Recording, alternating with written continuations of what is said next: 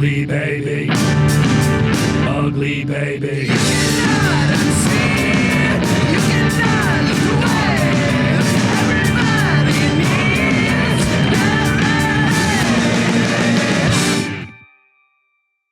Ladies and gentlemen, gentle ladies and ladymen, gaities and gentlemen, mental babies on pendulums, it's time for Family Pets. The people of Apple Valley eagerly awaited the grand opening of the new Apple Valley Family Park and Playground. The mayor had promised that it would be the greatest park that anyone had ever seen. To make the opening more of a surprise and to keep the park's incredible design a secret from the people, the mayor had a 25-foot-tall wooden fence erected around the park. The tall cut logs were carved to points at the top, and the fence made the park look more like an old military fort than a future playground. I sure hope they have cannons in there. Yeah, maybe to let the kids play with nukes. That'd be great. When the big day finally arrived, all businesses and schools were closed so that everyone in Apple Valley could attend. The people assembled outside the park gates like an attacking army. An attacking army armed with strollers, sippy cups, and snacks. There were so many people pressed tight against the entrance that in order to get the crowd's attention and direct them to stand back far enough to be able to open the massive log gates, the police tried at first to blow their whistles, but they were drowned out by the raucous sounds of the high school marching band. The police waved their hands and shouted. Some began doing silly dance moves to get folks' attention. And it wasn't until the chief of police climbed up to the top of the gate and stood like a professional wrestler on the top turnbuckle that anyone noticed them. Ladies and gentlemen, if I could please loud! Everyone looked up only to witness the chief slip and fall onto the officers below. It was only then that the crowd quieted down and stepped back from the entrance. I'm okay. Don't worry about me. All in a day's work of being a public servant. Fortunately, the ground and my fellow officers are both softer than they look. Oh my, someone better call an ambulance for Officer McGillicuddy. Anybody got any butter and syrup? That guy's a real pancake, am I right? What, too soon? Anyway, ladies and gentlemen, gentle ladies and ladymen, gaities and gentlemen, dental gravy and venison, the Honorable Mayor of Apple Valley! Thank you, Chief Globble. I hope you and your officers will be okay. We'll be fine, boss. Don't worry about us. A little ointment and we'll be good as new. You gotta love ointment. Am I right? Citizens of Apple Valley and lovers of ointment everywhere, it's my esteemed pleasure to welcome you here today to the grand opening of Apple Valley Family Park and Playground. It's my hope that this wonderful place will bring families closer together, that kids of all ages can play and laugh here on a playground that my architects assure me is the safest in the nation. And that parents can rest easy knowing that their kids are always safe at Apple Valley Family Park and Playground. With the cutting of this ribbon, the park will officially open. 3, 2, 1. Before the ribbon even hit the ground, the families of Apple Valley poured past the mayor, shouting with glee at the first sights of the truly wondrous playground.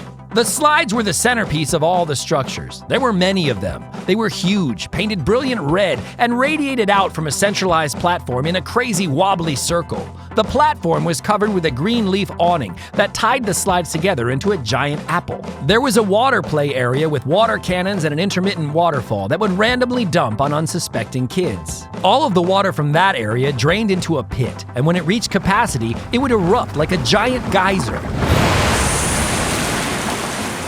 The playground swings had seatbelts and hydraulic arms that would kick in when a kid swung high enough to engage in a full loop-de-loop spin, much to the shock of their parents. Debbie, please don't die on that swing. If you do, your mom will kill me. I'm fine, Dad. It's fun. There was a trampoline area, a fast-moving zip line, a gigantic whack-a-mole zone with moles as big as the kids, and a spinning human centrifuge thingy that moved so fast that the observing adults had to look away from it to keep from throwing up. Oh, jeez. This is not good, Debbie. If I throw up, your mom will kill me. The whole playground was great, but without a doubt, the most exciting area of the Apple Valley Family Park and Playground was the Digger Zone. Digger zone, digger zone, digger zone, digger zone, dig, dig, dig, dig, digger zone. The mayor's family owned a construction company, and she donated 3 diggers that the kids could operate all on their own. There was a line of kids almost out the park's entrance who were eager to pull the levers and scoop away bucketfuls of dirt.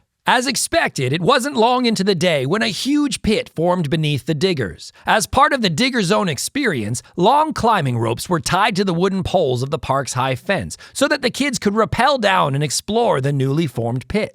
A few hours into the day, a kid on one of the diggers unearthed a large rusty piece of flat metal. Unsure of what it was, the adults took temporary control of the diggers and tied a climbing rope to the metal to safely remove it from the ground. As it was slowly pulled up, it became clear that the flat piece of metal was just the top of a much larger object, and ultimately, the adults unearthed a cage.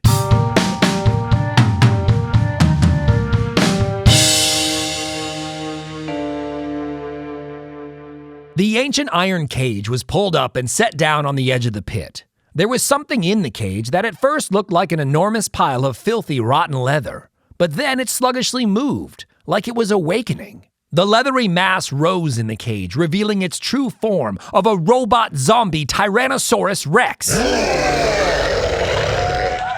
Everyone in Apple Valley agreed that the mayor had outdone herself. The park was incredible, and her generous gift of the diggers and the surprise of the remarkable animatronic dinosaur caused the people to revere her more than they already did. The huge fortress-like fence made sense all of a sudden, and before she could say or do anything, people were racing up to her, hugging and thanking their mayor. Mayor, this is incredible. A robot zombie dinosaur for the kids? You thought of everything. Thank you. Wow, this is something else. A real-life robot zombie dinosaur. My daughter Debbie, she loves robots, and she loves zombies, and she loves dinosaurs. Oh, it's not gonna eat her anything, is it? Because, you know, if I let a dinosaur eat our Debbie, my wife will kill me. Mayor, will you please sign my cast? The people were so excited at the spectacle of the dinosaur that no one noticed the confused look on the mayor's face. She hadn't placed the dinosaur beneath the diggers. It wasn't her gift to the town.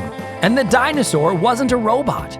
It was a real zombie dinosaur.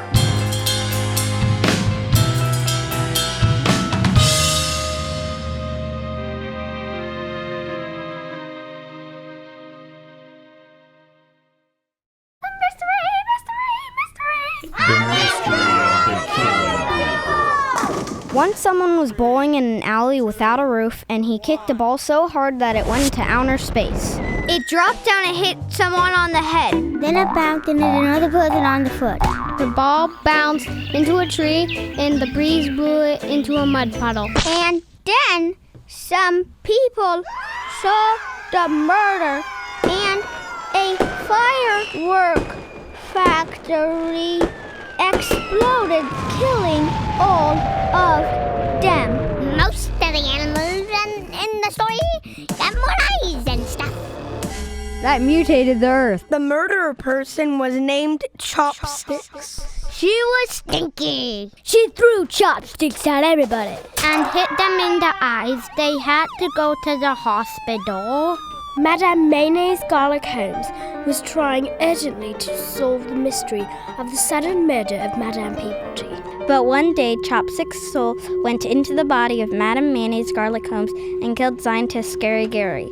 Somebody named Pinkie Pie Face, the sister of Madame Peabody, killed... Somebody named Pinkie Pie Face, the sister of Madame Peabody, killed Mr. Unicorn Face because she hated him and he ruined everything in her life. After that, the whole world exploded, and everyone fell into quicksand! The mayor didn't want to ruin everyone's fun. She figured that since the dinosaur was secured and contained within the cage, there was little risk to the people. Once the park closed, she could have the cage removed and tell the people of Apple Valley that the dinosaur was out for special robot repairs. Repairs that might take anywhere from a week to 147 years to complete. The T-Rex's roars kept most of the kids away, but a few daring kids climbed down the rope that connected the cage to the digger. Once on top of the pen, they stomped and danced on the cage's roof, and with each footfall, the robot dinosaur seemed to become more and more agitated. Some of the parents became concerned that the game was going too far and that the robot was acting a little too real.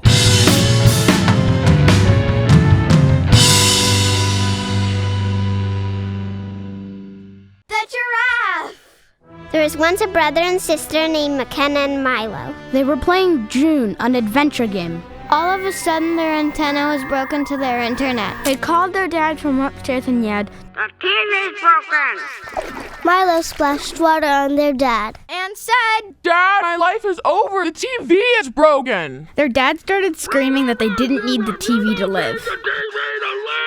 At that moment, a swollen pelican came into the house and pecked the dad on the forehead. The pelican swooped down and munched on a couch cushion. The TV started flickering and unplugged itself and jumped out of the house and into the street. That's when the pelican knocked the dad out the window. He landed in a garbage can. He came out with a banana stuck to his head and garbage all over him. The kids used the trash on their dad to make a fake pelican for the swollen pelican to play with. Just then, a huge giraffe popped out of the ground. The kids' TV jumped into the nuclear reactor and blew up half the city. The explosion also killed the pelicans who were taking their first flight together.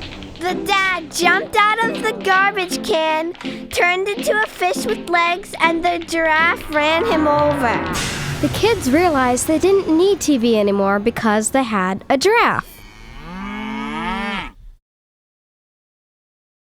Like everyone else in Apple Valley, the Gories attended the park's opening. Milton and Eloise Gorey were always the nervous sort, and their kids, Sharon and Tyler, regularly received earfuls of the horrible dangers that each day could hold for kids their ages. Kids, you know we don't use drinking straws in this family. What if you stabbed yourself in the eye and your eyeball popped right out of your head and it was stuck to that straw? How would you drink? How would you see? That's right, you wouldn't. You'd be thirsty and blind. Yes, you will too wear Velcro shoes instead of the shoes with the laces like the other kids. Who do you think the escalator will eat first, the Velcro kids or the lace kids? Lace kids is the answer. Everyone knows escalators are allergic to Velcro. While we're at that new playground, you will avoid the slides Due to the high risk of ripping the butts out of your pants. Honey, please don't say but. It's inappropriate. Say bottoms. How about bottoms? That's better. You'll avoid the slides due to the high risk of ripping the bottoms out of your pants. And you'll avoid the swings, too. Due to the high risk of strangulation on those wild chains. You will steer clear of the water areas. Drowning. And you will not ride any of the spinny rides. Due to vomit, vomit, vomit, and vomit. How are we supposed to have any fun? By watching where you step, being careful of what you say, and enjoying the sunshine on your skin. But not too much. Due to skin cancer and the very real risk of melting. Can we just go already? When they finally got to the new park and playground, long after the other families had already been there, the Diggers and the robot dinosaur were of course absolutely off limits to the Gory kids. The robot dinosaur seemed to be getting angrier and more ferocious. Its claws swiped at the bars as kids continued to play on its cage. Milton and Eloise were shocked and appalled that some of the other parents just sat back and let their kids near the obviously dangerous attraction. They took it upon themselves, as they always did, to be the voices of reason. Fellow parents, this is not safe. Not safe at all. This robot monster is gonna give your kids nightmares. Gosh, it's going to give me nightmares. I can barely look at it. My wife is right. We need to clear the kids out of here. Cover the thing with a thick, dark cloth. Like a parrot. A horrible parrot. So we don't get nightmares, and so we can power this robot down. The other parents paid no attention to them. The kids kept playing and the robot dinosaur kept roaring, while Milton and Eloise approached the cage to look for a plug to unplug or a switch to flick and turn the robot off. They found no plug or switch outside the cage, and as the T-Rex screamed and roared above them, they figured the switch must be on the robot itself. Covering their ears, Milton and Eloise leaned in between the bars, scanning for an off button. It's so loud! What if it makes us deaf? It's so ugly! What if it makes us blind? Sharon and Tyler were used to their parents ruining the fun. When they'd show up to birthday parties, other kids would sigh and sometimes avoid them altogether because their parents could be relied on to interrupt whatever fun was being had with some new rule or suggestion or with lame questions. Do you really think that a piñata likes being hit with a stick like that? Do you think that wall likes being stuck with the donkey's tail? Do you think that cake likes having fire shoot out of the top of it? As they attempted to stop the fun that was underway at the new park, the siblings tried to ignore their parents. When Mr. and Mrs. Gorey started complaining about the dinosaur and the Diggers, the young Goreys went to watch for the geyser across the park in the water zone. Sharon and Tyler looked back just in time to see their parents' feet disappear into the weathered-looking dinosaur robot's mouth. In an instant, the fun turned into a horror show. Parents desperately called for their kids to get off the cage, and all eyes turned to the mayor, who was equally as confused and as frightened as everyone else. Please, everyone, stay calm! The dinosaur stuck its head in between two of the cage bars and threw up into the pit. Surprisingly, two spit-covered dinosaurs fell from its mouth. Each resembled the ancient T-Rex in the cage, only they were human-sized, and their heads were crowned with the unmistakable hairstyles of Milton and Eloise Gorey, whose sense of style was forever safe and bland like those of local news anchors. The zombie dinosaurs in the pit roared in unison with their creator, and the people of Apple Valley understood that these were clearly not robots and not part of the park's plan. They grabbed their children and ran from the park in a panic. Before the dinosaurs could scale the digging pit in pursuit, the large wooden gates of the park were pushed closed and locked tight.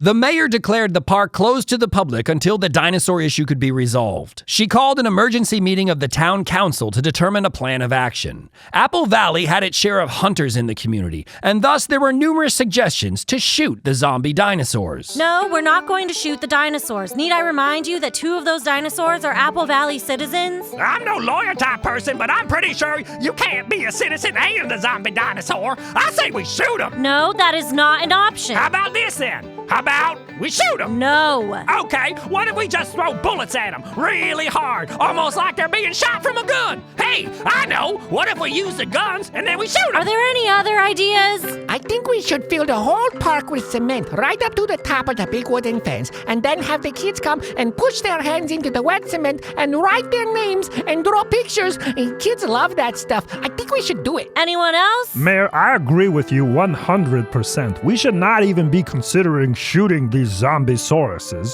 We should nuke the whole playground. We should level it and start over. Having zero experience with zombies of any sort, no one knew if the dinosaurs' effect on the couple was temporary or permanent. They didn't know how dangerous the Gories were, therefore they simply didn't know what to do. They did know, however, that the dinosaurs were contained in the park, and as long as no one opened the gates, they had time to figure this great problem out. It was decided that the Gories and the caged zombie dinosaur would be left there in the park until a solid plan could be formed. 8,304, 8,305. John the Lizard's tail was cut off. And he ran into the bushes. The bushes were alive, each had 4 mouths. They ate up John the Lizard and burped out his bones. On their favorite tree, they marked a new kill. So far, it had been 8,304. Meanwhile, John the Lizard's tail started to grow and morph. A new lizard grew from the tail. Magical sap fell on the lizard and made it gigantic. Feeling powerful, the lizard arrogantly charged at the lizard-eating bushes. While he was running, another drop of sap fell on him. This time, it shrunk him down. Unfortunately, the lizard could not stop himself from running into the bushes. He got killed. His remains remained in the bushes. Every so often, he would scream. But his screams were muffled by the bushes. Some people came to see the bushes. They decided to trample the bushes to clear space for a new mall.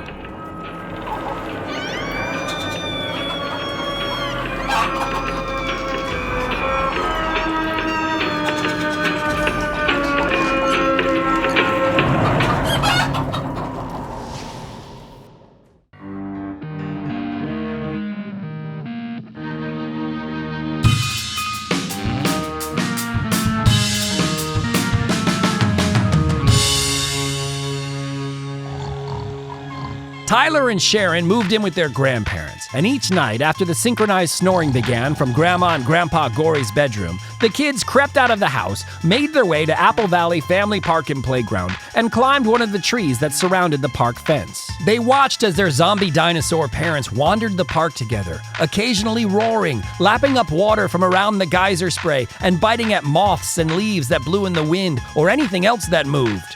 Their parents were hungry. Concerned that their mom and dad had nothing to eat at the park, the siblings took it upon themselves to feed their folks. They went to the nearby Happy Burger and bought them a dozen double Happy Burgers. When the kids returned to the park, Tyler climbed to the top of the fence, and while holding a tree limb in one hand and a bag of burgers in the other, he whistled to his parents to get their attention. His zombie dinosaur folks roared and ran to the ground below him. When he tossed the bag down, Mrs. Gory ripped it to shreds. But when they found only burgers, the T-Rex couple left them untouched and walked off, still hungry. The kids then tried giving their folks pizza, tacos, mac and cheese, french fries, cakes, cupcakes, pancakes, waffles, potato chips, pot stickers, pot de creme, ice cream sundaes, ice cream sandwiches, grilled cheese sandwiches, pretzel sticks, mozzarella sticks, fish sticks, chicken wings, chicken nuggets, cookies, cookie dough, and every other delicious food they can think of. But each time the food was left uneaten. The Gory kids were baffled. Why do you think they won't eat? I don't know. Dad's always been afraid to gain weight, and Mom's the world's pickiest eater. Even still, they have to eat something, and we've given them all the best foods. When they passed the Apple Valley farm on their walk home, Sharon saw the rows of scarecrows, and she was struck with an idea. Hey, Tyler, maybe dinosaurs don't eat human food. Maybe they eat humans for food. Wait, are you saying we're going to become murderers and feed our victims to Mom and Dad? Yes, that's exactly what I'm saying. No, silly. Here, help me with this scarecrow. The two pulled the scarecrow from its stake in the ground and brought it back to their grandparents' home, where they took out the straw and stuffed the cloth man with all the raw meat that they could find. They then returned to the tree limb over the park, whistled to their folks, and tossed the meat man onto the grass. To their great relief, their parents devoured the man, clothes and all. And like happy puppies hoping for another treat, the zombie dinosaurs looked to the kids in the tree and let out happy little zombie dinosaur yelps.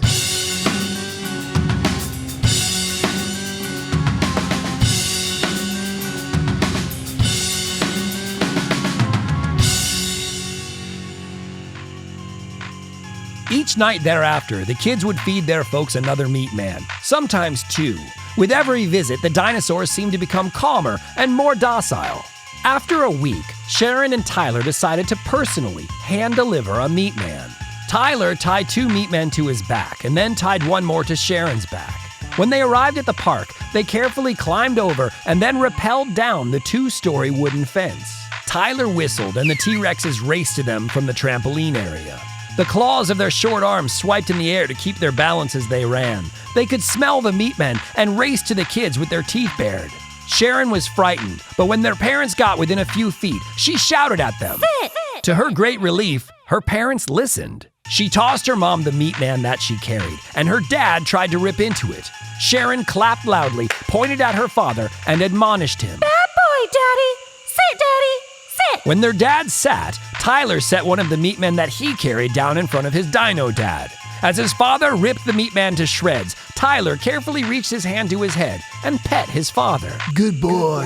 The kids then delivered the 3rd meat man to the massive caged zombie dinosaur, which ate the snack in one gulp and let out a roar of gratitude that echoed throughout the valley.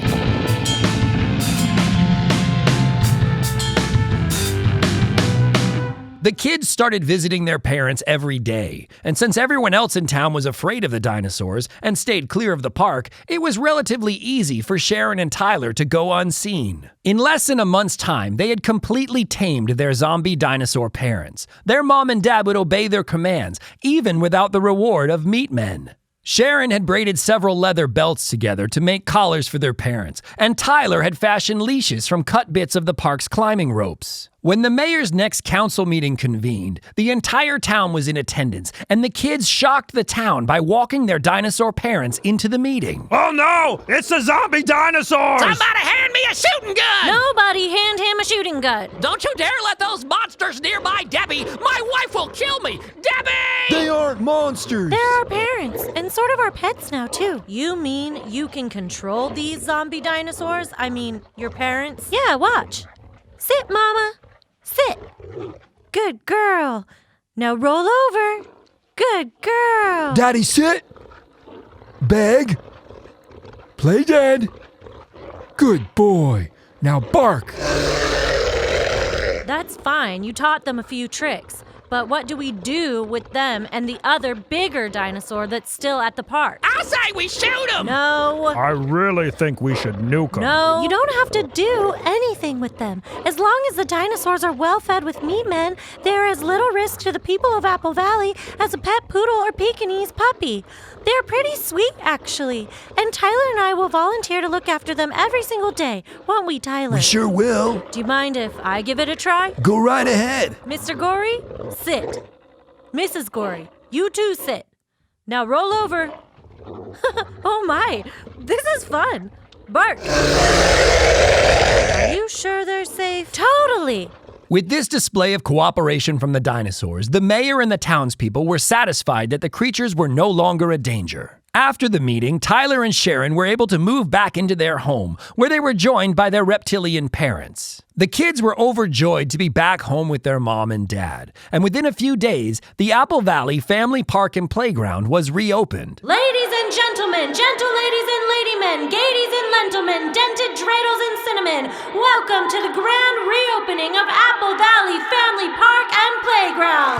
The mayor, however, insisted that the original zombie dinosaur remain caged. She moved the enclosure to the top of the small hill at the edge of the park and had a catapult installed across from it. Beneath the catapult were piles of meat men that the kids could freely load and fire at the dinosaur, who gobbled them up as fast as the kids could throw them.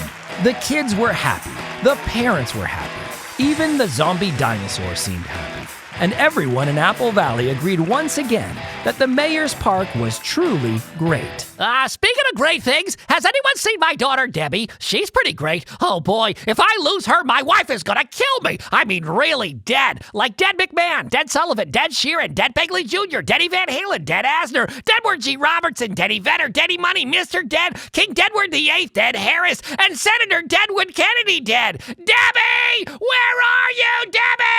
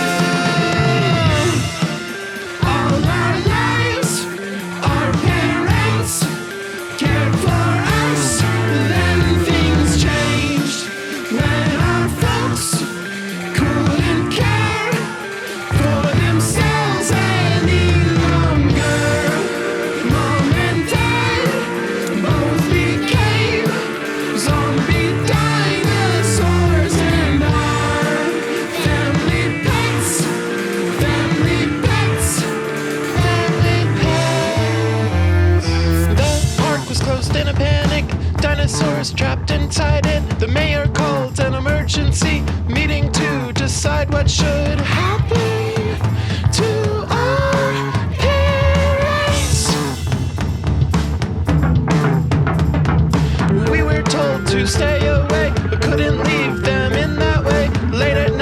We'd scale the fence and try our best to befriend them with scarecrows. Fields